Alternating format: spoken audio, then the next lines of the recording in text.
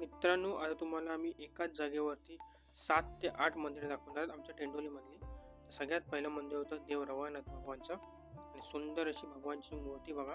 त्यानंतर मी पोहोचलो गणपती बाप्पाच्या मंदिरात आणि आम्ही गणपती बाप्पाचं दर्शन घेऊन फायनली आम्ही तिसऱ्या मंदिरात पोहोचलो. ते होतं भगवान वेतोबाचं.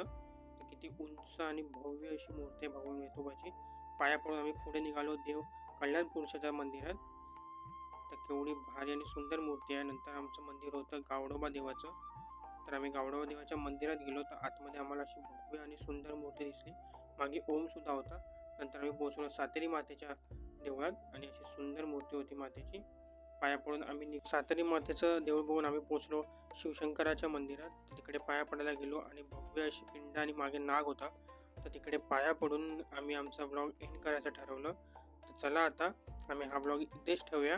भेटूया आता पुढच्या ब्लॉगमध्ये. तोपर्यंत बाय बाय.